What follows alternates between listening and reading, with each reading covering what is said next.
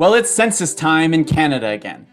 For pollsters like me, the census is an irreplaceable tool used every day in our work. We use it to make sure our survey samples are representative of the population. We use it to help model data, and it helps us tell the story of changing demographics and behaviours in Canada. Last week, I lucked out and was invited to complete the long-form version of this year's census. It was 20 minutes of pure enjoyment. I know, I need to get a life. Welcome back to inFocus with David Coletto. I'm David Coletto. My guest on this episode of inFocus is Canada's Chief Statistician, Anil Arora. Mr. Arora was appointed the head of Statistics Canada in September 2016. Now, on the deadline to complete the 2021 census, we talked about the importance of the census itself, how decisions about what is asked are made, and how the way data is collected is changing. We also dig into what StatsCan has done over the pandemic and its plan to improve how it captures data on race, gender, and sexual orientation. I was thrilled Anil agreed to talk with me today. I hope you enjoy our conversation.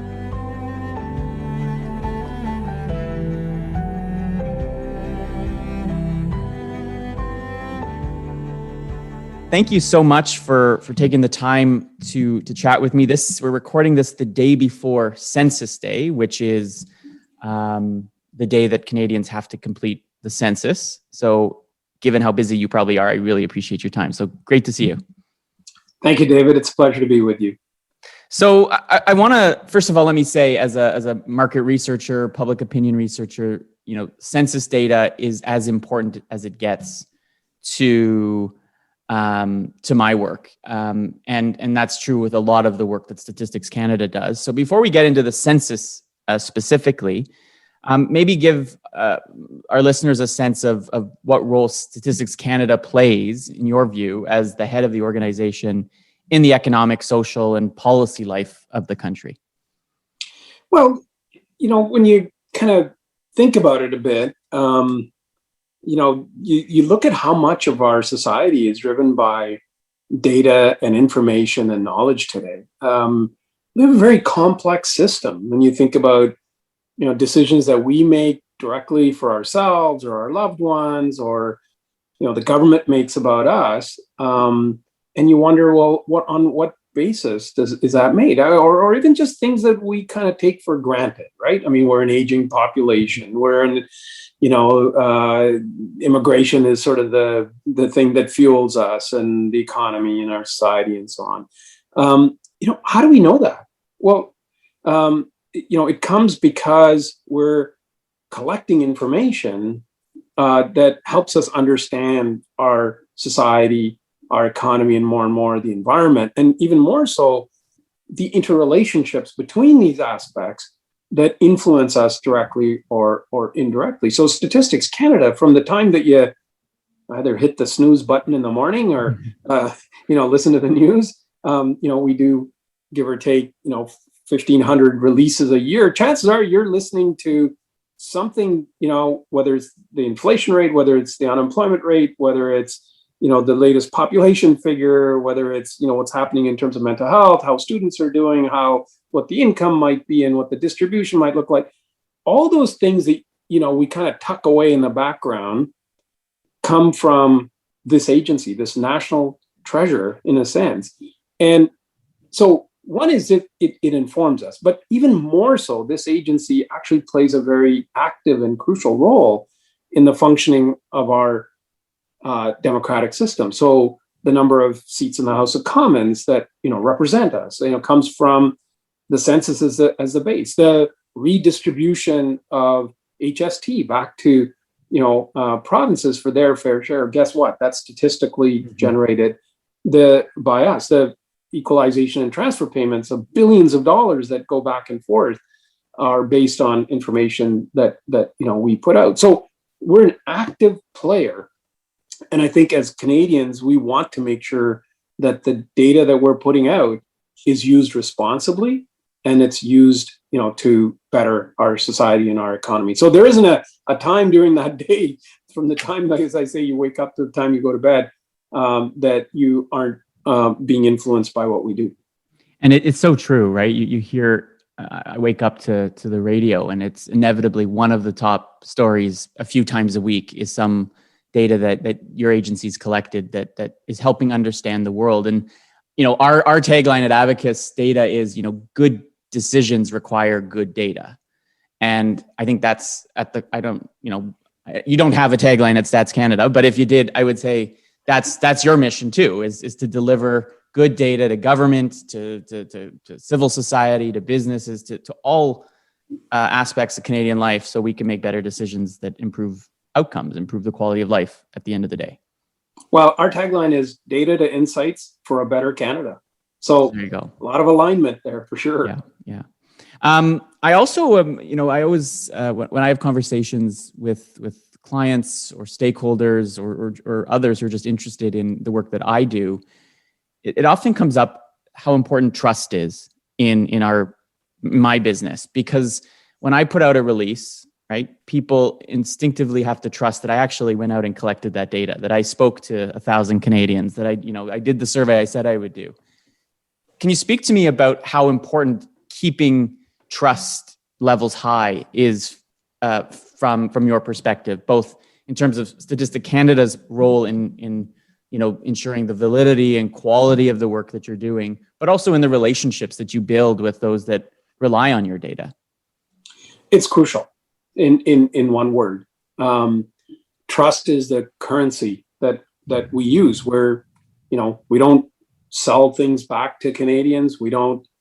Our sole purpose is to understand our society, our economy, our environment, and the interrelationships between them better, and to provide everybody, all Canadians, whether they be a minister in a provincial government, a councillor in a municipal government, or whether it's the business down the road, the kind of information that they need to make us better. So trust is everything. And that's why this institution's existed over 100 years. It's got a very, very strong legal framework that compels us. It's the law to protect the confidentiality and the privacy of the information that we have. We will never have, put out anything individual about a company or a citizen. So that trust is not just trust me, but it's actually encoded in law. And so, when somebody has to fill out a mandatory questionnaire, the quid pro quo to that is that they'll never see their individual information unless they consent to it or allows to be able to divulge that. They'll never see it ever outside of our agency. And it's a culture. You ask anybody at Statistics Canada, that joins us from day one that they join us, that's the first thing that they get. They understand it in the first 10 minutes. They're working in this organization where trust is everything, and they have a responsibility to uphold that trust. Now, from time to time, we do polls, commission them independently. And so the last one we did was just before the pandemic. And we found that I think 88% of Canadians said that they trusted this agency. So that's worth a lot when you think about, how we can go about ensuring that we provide that baseline. So when you say you do 1,000, surveys, the labor force survey, for example, is 110,000 individuals a month. The reason, and the census, of course, is, all, 38 million Canadians that participate in this exercise. You need that baseline to be able to weight up those responses. So we are part of that ecosystem that Canadians trust us with their information, either get it directly or, through others that have that information through administrative sources. So trust is absolutely vital, and we never take it for granted. We know that each and every transaction, every single day, we have to, start from zero and build it right up so that every Canadian, every business can ensure that they keep that trust in us. Well, let's talk about the thing that I'm sure is on most of your colleagues' plates and minds. We're recording this the day before Census Day. It's going to be released on Census Day, May 11th. So happy Census Day to you and your colleagues. Every 5 years, Statistics Canada is mandated to count Canadians, right? And collect a lot more than just how many of us there are, but profile who we are, where we live, and every year you ask a number of different questions. It's probably, I'm going to guess, the most complex, largest, and probably most important exercise you do as an agency. So I think we've talked a little bit why it's so important, but maybe you could just give us a sense of from interactions you've had with others who use this data, why is this census so key? Well, first of all, thank you, and happy Census Day back to you and to all Canadians, as a matter of fact, because it's the one day that we take a picture, and you want to be in this picture. This is what makes us, Canadians, and this is what makes us Canada. And it is not only the biggest exercise that we do at Statistics Canada, but it's the largest peacetime undertaking that the country takes. So logistically, just think about, going to every single dwelling, institution, homeless shelter, you name it, and to make sure that every single Canadian, everybody in Canada, as of the reference day, which is May the 11th, is part of this portrait. As you said, yes, the basic, you go back to sort of, even sort of biblical times, the idea is to, get a good count of the population, and then the characteristics of the population as expressed by the public on that particular day.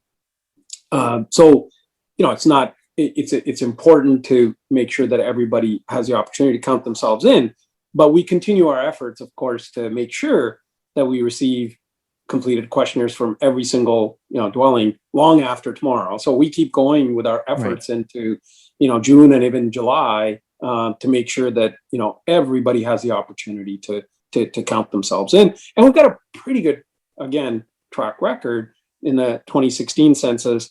We know, because we have post-census surveys that actually do a check on us. They kind of give us a report card of who all we missed and how many we may have counted twice. So there's this under coverage and over coverage study that we do, not just important in terms of giving us a report card, but it also actually goes into adjust those counts later on for the billions of dollars that are at stake every year. So and that's just one purpose of collecting the information, so that we have good counts on which monies are transferred, if you like, between governments, because the system depends on this. But as you yourself said, by the way, 98.4%. That was the number from the last census. So we come awfully close, and then of course we adjust, because we know the 1.4% that we miss. We adjust for that as well. So that's how you get to a census, which is 100%, right? This is how we got to get to that. So we account for every dwelling, every vacant dwelling, so every single area, and that's why we need 30,000 people that do the follow-up effort. So it's a fairly logistically a complex exercise, but there's a lot riding on the accuracy of the numbers. And then, as you said, it goes well beyond the head counts, and so we get into demographics. Of course, we get to talking about that aging population. We get to, as you yourself experienced it, as you mentioned at the beginning of this podcast, you were one of 4 households randomly selected to do the long form. And so, by the way, we've never had so many people say, "I wish I'd received the long form." So you're lucky, by the way. And I felt like I won the lottery, a little mini lottery, especially for like a researcher like me. It's like, I thought it was the short form, by the way, because I was so engaged. It was like, it's only 20 minutes. This is like nothing. And everyone online told me, no, David, I think you did the long form because you got questions I didn't get. And I was like, yeah. Okay. The short form has essentially very simple handful of questions, which just get at, name, age, sex, gender, some language questions. There's a question on veterans, people who've served and are serving. And then essentially it takes about 5 minutes if you do it online. it's got skips and patterns in it for a family. The long form takes generally I would say about a half an hour online. You can also listen to some tunes that we put on Spotify while you do it if you want. Got a soundtrack for census taking. Absolutely. So before you know it, 4 or 5 songs and you're done, kind of thing. And so we want to make it an enjoyable thing. Some have taken this opportunity to get their families together and get everybody to participate, and made a bit of a celebration out of it to also instruct and talk about the importance of this data. And of course, as you experience yourself, the long form gets into a lot more characteristics about, whether it's your household characteristics, but also dwellings, immigration status, your ethnicity, the labor market situation. And just think about it. I mean, what we are going through right now is a moment in history.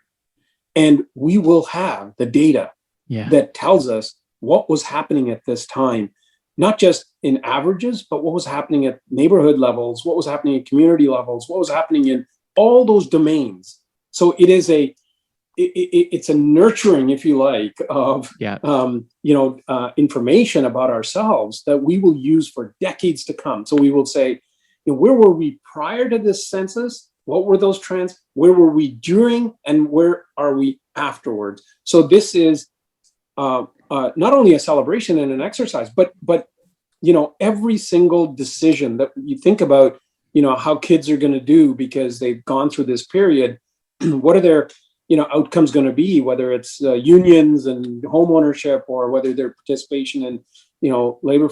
I mean, the future generation will look at this just as much as our generation. It's so interesting because only until now did I just realize, as unfortunate as we all are to have lived this past 14 months with the pandemic, from a research perspective, the timing couldn't have been better to do this census, right? Because, there's probably more research has been done over the last 14 years to try to understand the impact that this pandemic is having on people.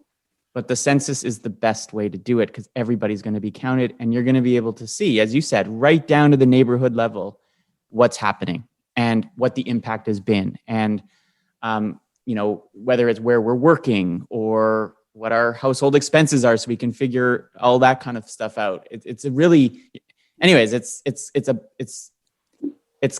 I'm speechless. You can see, I think it's just such an important moment. It's a microscope, right? Yeah. During something, a live reaction for those scientists amongst us.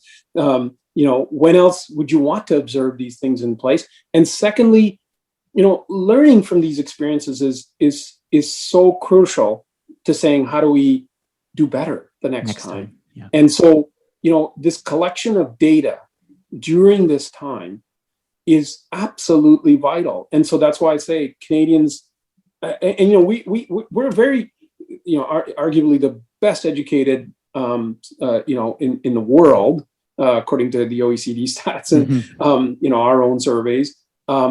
People understand the value of data. People understand the value of good information, and they want decision makers to be guided by what's actually happening. And I think Canadians know that they have to give a little, like the 5 minutes or the 20 minutes or the half an hour, once in 5 years, it's a reasonable, imposition. And as you said, timing wise, this is the time to contribute. So we all believe in this. We all believe that these are data given to a trusted source that's going to keep it confidential and private, and it's going to be used for public good, and it's going to have a huge impact on decisions that are made by us, about us, and for us. I've got one more question on the census before we move to something else, and that's maybe take us inside the laboratory a little bit on how you decide collectively what questions to ask. And I don't mean the exact wording, but why decide to ask, for example, about, in the long form census, expenses that households are incurring for electricity or gas or other kinds of things? Like how does the process work? I don't need to know. I understand why you probably chose those items, but I'm sure there are hundreds of questions that people might bring to the table. How do you decide what can fit on a half an hour survey, particularly the long form? Yeah, look, I think you said it and you teed it up, right? The demands are honestly limitless. to add more and more content because the questions, never stop coming. And that's a good thing, right? A society that's thirsting for more knowledge. And of course, we have real constraints, right? I mean, we're mindful of the burden that, Canadians are busy. This is not the only thing they're thinking about. They understand that we're doing the best that we can to make sure that we're not imposing unnecessary demands on their precious time. So, that's why we have the sampling, right? So that's why 3/4 of Canadian households will only receive a questionnaire that's about, 5 minutes long. Do it online, right. You're done. A quarter will donate, in a sense, their records, to get a better understanding of how the rest of Canada is doing. So we have to balance cost, we have to balance time, we have to balance burden, we have to balance, a number of demands. Now, so, just because, there's a need, it doesn't mean that it's going to test well and it's going to be, accepted by all Canadians. So there's a whole process whereby we actually start off with a bit of a blank slate. We know that there are trends and things that we have to nurture, over time in a consistent way. And so we have to have, definitions that carry through from one census to the next, because you don't want to be having bases on which you compare completely different from one census to the next, because then you go, well, that was collected with this definition, this collected, so we can't. Census is the ultimate tracking study. Right. So there's this pressure to keep things stable and consistent, and then there's this pressure to add, right? So we're always balancing those two forces. And so we started off with a very extensive set of consultations. In fact, for the 2021 census, we have never had as much demand. So we did it, we went out and listened to people, through every mechanism you can think of, from focus groups to surveys to, online sessions, engagement sessions, round tables, you name it. We consulted. You think of the group, we pretty well, asked them, what are their priorities and what do they need? And then, of course, as I said, we take that information and then we put it through the lens of, prioritization, what can fit on the questionnaire, what's going to be acceptable, and so on. And then we actually do tests. We do both a qualitative test, which is with, again, tens of thousands, and then we do 130,000 household quantitative test, right? So, and then we have different versions of the questionnaire. Some work out, some fail. So even though we may want to try something, but it just doesn't, Canadians won't, aren't quite ready yet, or it doesn't, we didn't ask the question right, or whatever have you. So there's a vetting that happens. And then ultimately, what we do is we take the questionnaire to cabinet, and it's cabinet that decides on, what are the most pressing needs the country has. And then it's gazetted. It's actually gazetted. The questionnaire is gazetted and it's put into law. And then we get the mandate to say, okay, go ahead, use your methodology, use how it is that it should be collected to get at that information. And you won't, like, the number of people that are lined up now to get those results, to get into, as you said, why do you ask on electricity? Why do you ask on, what are the household expenses? Well, guess what? When you go for a mortgage and they look at, what is the amount that you're spending on, households, what does it take to run your household? What percentage is that going to be as shelter costs? Well,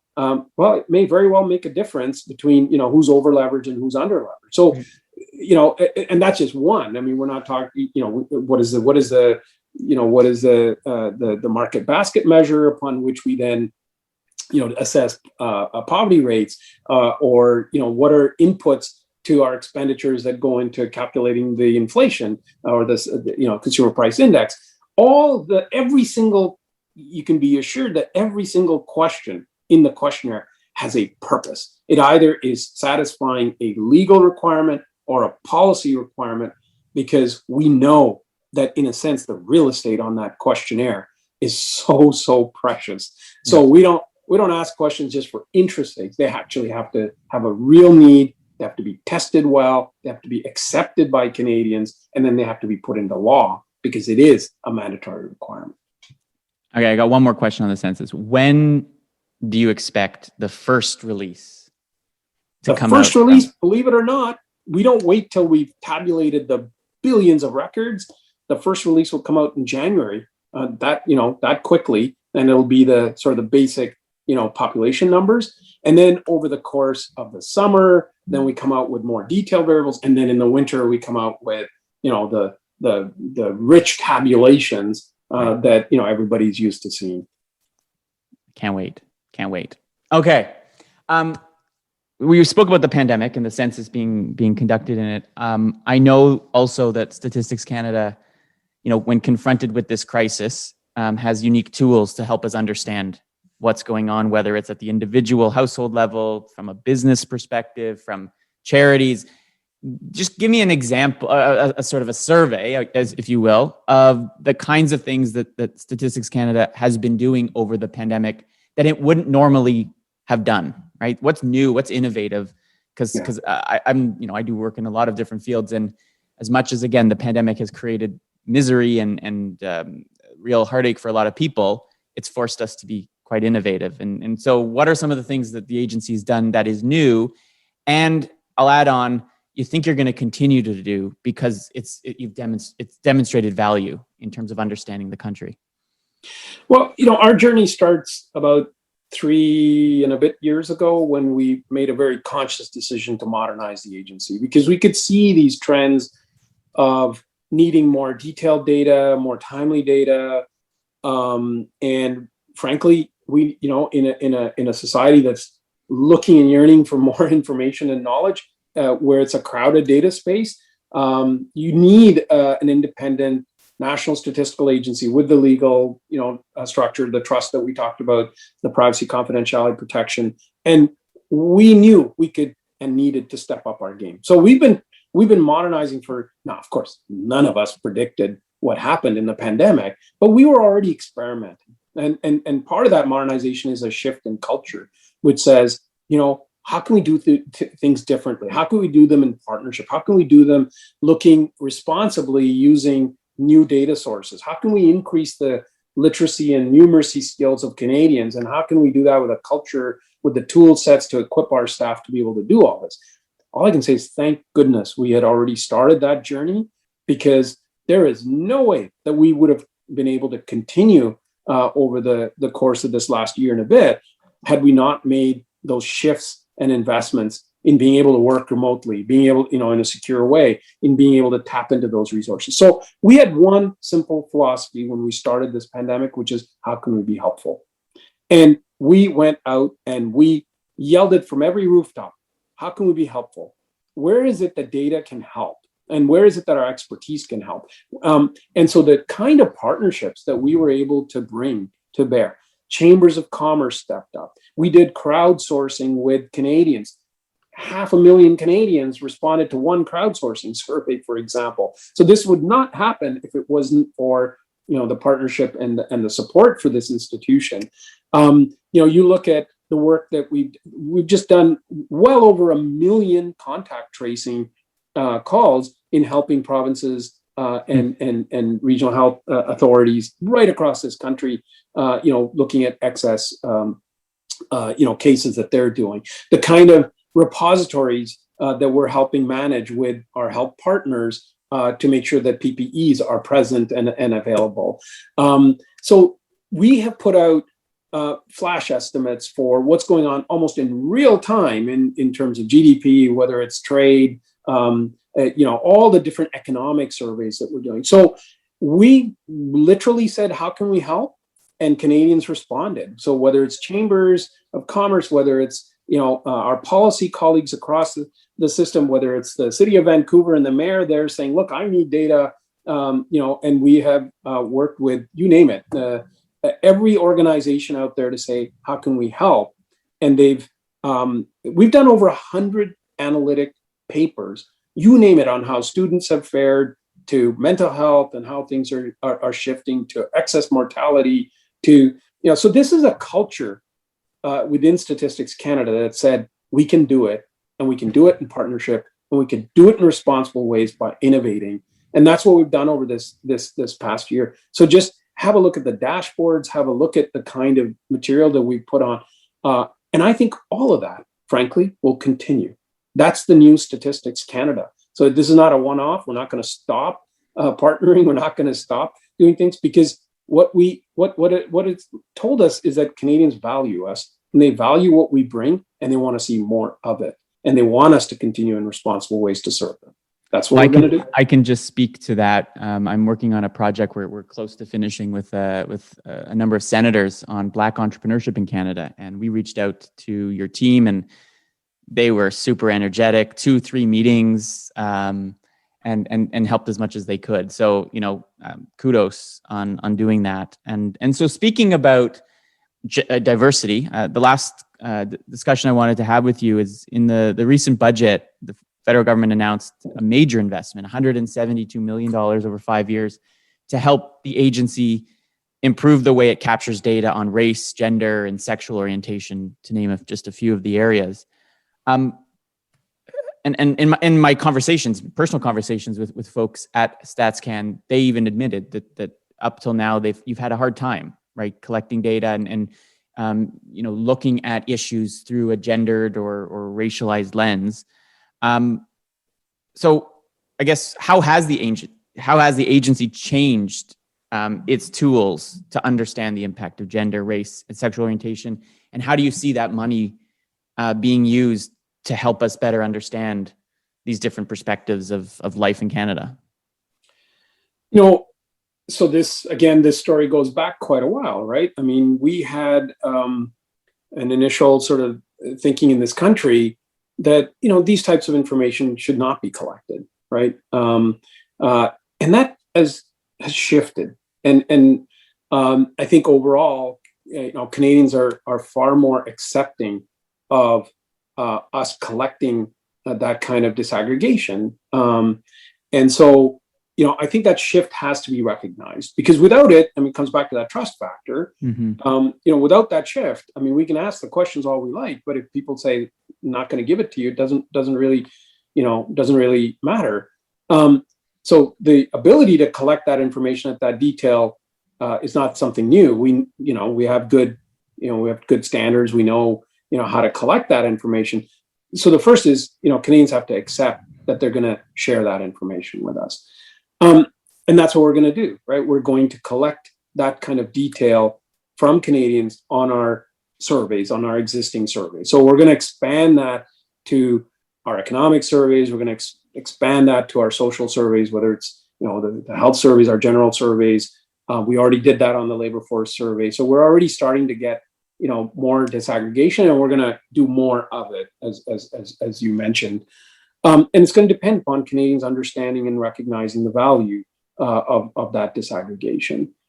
The second area that I think is we have to tap into is the existing data sources that are already there. As you mentioned, there's a real push, right? When you talk to Black North, or when you talk to Black Chamber, or when you talk to entrepreneurs, and I'm using that as just one example. We can do that with the Indigenous groups. We can do that with so many other areas. It has to be done in a team. It has to be done I always say data is a team sport. So there is so much information and initiatives now that are underway to collect this information. We need to make sure that we're collecting them on a consistent basis, because if everybody picks their own definition and their own kind of way of doing things, well, it's going to make it really hard to make any sense of it. We're going to be arguing about how you collected it and why it's so different, and that's why you can't put any, not to mention that you can't start to now link it in responsible ways to get at, what does this mean? So, what does it mean for housing? What does it mean for justice? What does it mean for education? What does it mean for, so many of these other factors that we're talking about? Because that's what the pandemic has shown us, right? The pandemic has had a disproportionate impact in, geographical areas, in communities, and the type of industries that people work. And so it's the interrelationships between these. So I think standards and using Statistics Canada's 100-year history of setting standards is going to be really important, because we have to agree on a common set of rules by which we collect this information. So even if Canadians accept and say, okay, I'm willing to give it, you have to ask the questions in a way that are meaningful and comparable. And then thirdly is the access, right? The access to these types of data by a trusted source like Statistics Canada, with the legal protections that are in place, is really what's going to make sense out of these things. And of course, we have to then do our share to making sure that, from microdata that's available in, academic research and researchers, whether it's policymakers, whether it's yourself, for example, now have access to these types of data with the privacy and confidentiality protections in place so that we can make sense of it and say, aha, I think we need to go, in this direction as opposed to this direction. And it's going to be really even more crucial because as we start to spend precious resources, we are going to need to know that every single dollar is having the impact that it was intended and that we're aware of the unintended consequences that it can have as well. Because again, this pandemic has shown us that, not knowing can actually hurt us. So knowing it quicker allows us to act better. And data by itself, as I've always said, is not going to do it.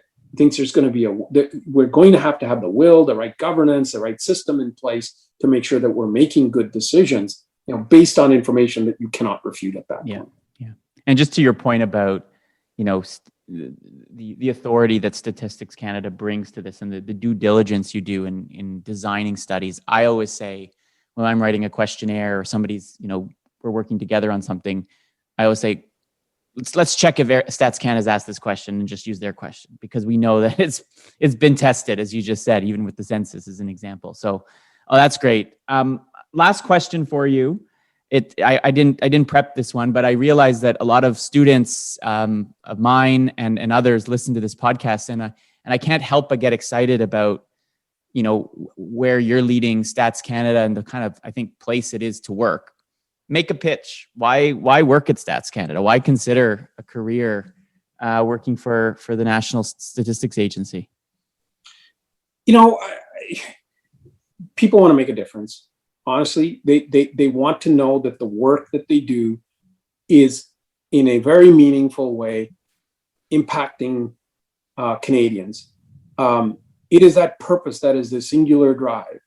And we don't have to try very hard. People, Canadians see it. I mean, the youth see it. The students see it. They're coming up with better skills to deal with data.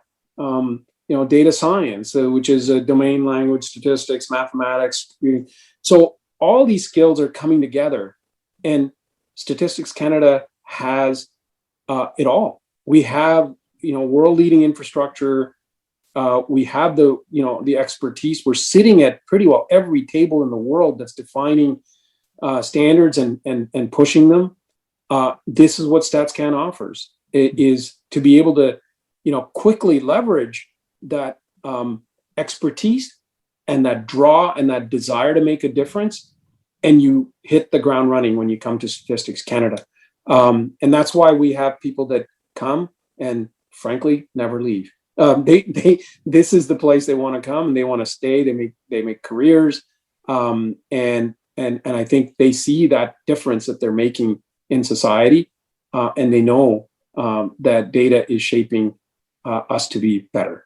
Well, and excuse it's not pejorative, but when people hear the terms Chief Statistician, they rarely think of great communicator. But Anil, I've gotten to know you a little bit over the last few years. You are an excellent communicator, and it sounds like you're doing some pretty great things with your team at Stats Canada. So again, thank you for taking the time to chat with me today. Good luck finishing off what you started a few weeks ago or a few days ago on the census, and can't wait to see what you all do next. Listen, I owe it to the literally thousands of colleagues at Statistics Canada. We're one big family, believe it or not. The values that we exercise of caring for each other, being curious, always learning. We stick up for each other, and it's a very diverse organization. I honestly couldn't think of a better organization with more dedicated colleagues. So the thank you is back to them. Thank you, David, for this opportunity to share a few thoughts with your listeners. And thank you for the work that you do, because it is an ecosystem and we are partners within it. Thank you. Thanks so much. Have a good day. Take care.